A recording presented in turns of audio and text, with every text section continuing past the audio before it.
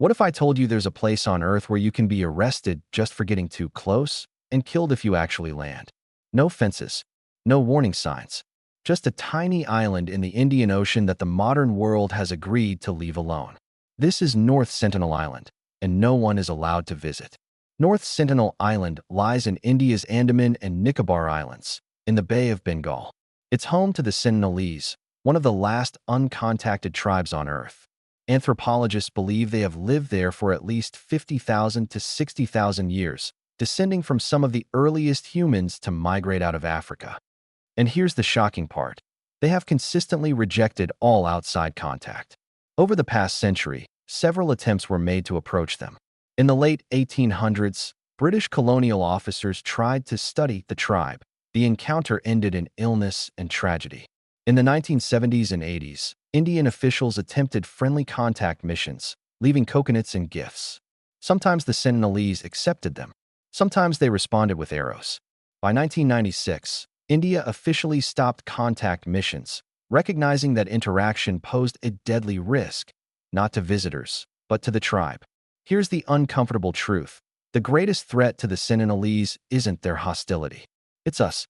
Because they have lived in isolation for thousands of years, they have no immunity to common diseases like flu or measles.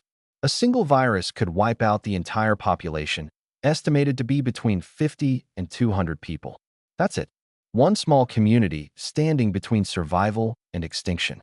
In 1956, India declared North Sentinel Island a tribal reserve under the Andaman and Nicobar Islands Protection of Aboriginal Tribes Act. Today, Indian law strictly prohibits travel within 5 nautical miles of the island. The Indian Navy patrols the waters, not to imprison the Sentinelese, but to protect them from fishermen, tourists, and thrill seekers. You might remember 2018, when American missionary John Allen Chow illegally traveled to the island attempting to convert the tribe.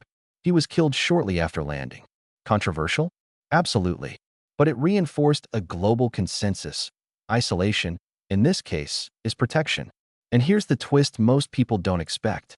When the devastating 2004 Indian Ocean tsunami struck, helicopters later spotted a Sentinelese man on the beach shooting arrows at the aircraft.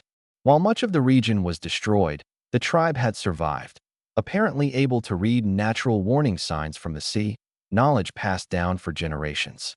No satellites, no news alerts, just ancestral intelligence. So why is no one allowed to visit North Sentinel Island? Because contact could mean cultural collapse, disease, and extinction for one of humanity's last untouched societies. The world made a rare decision here, not to conquer, convert, film, or exploit, but to step back. In a time when every corner of the planet is mapped, photographed, and monetized, North Sentinel Island remains off limits. Not because it's hiding treasure, but because it is the treasure, a living window into humanity's ancient past. If you're fascinated by mysteries the modern world can't control, follow now, or you might not find me again. Should humanity ever attempt peaceful contact again, or is leaving them alone the most respectful choice?